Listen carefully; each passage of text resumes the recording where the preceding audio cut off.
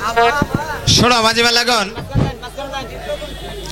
দক্ষিণ দেশের বাণিজ্য যাওয়া রওনা দেওয়ার পথে আকাশের পরিস্থিতি তেমন একটা ভালো না। যে কোনো মুহূর্তে তুফান উঠে আসতে পারে মাঝিগণ, তোমরা সাবধানে তরি চালাবে মাঝিগণ। ঠিক আছে সদাগর মশাই, আপনি কোনো চিন্তা করেন না। না না, আমার তো কোনো ফল হলো না।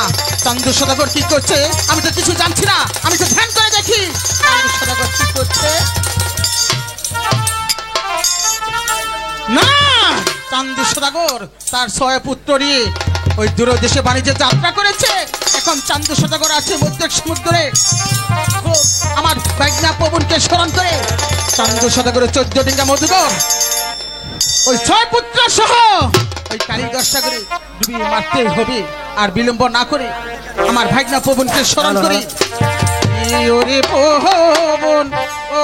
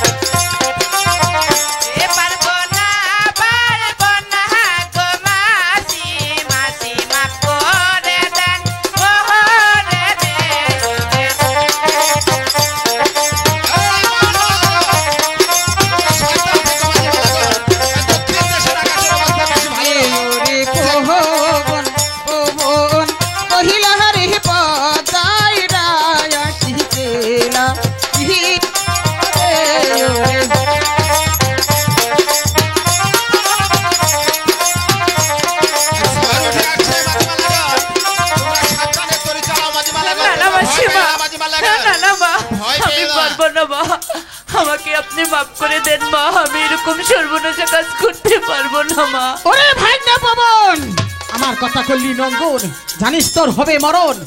এখনো ভালোভাবে বলছি, তুই শীঘ্র করে চলে যা, শীঘ্র করে চলে যা ওই কালীগর সাগরে।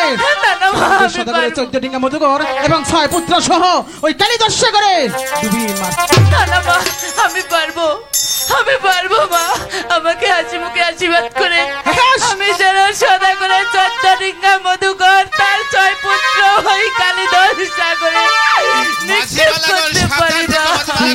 ভাগনা প্রভু আকাশের আমি পরিস্থিতি তোমাকে ভালো না। আশীর্বাদ করলাম আমাদের সিদ্ধ লোক করে আছে, চলে কোনো যাও মুহূর্তে ডুবে যেতে পারে। সিদ্ধ করে চলে যাও ঠিক আছে, এই মাসি। ওরে প্রভু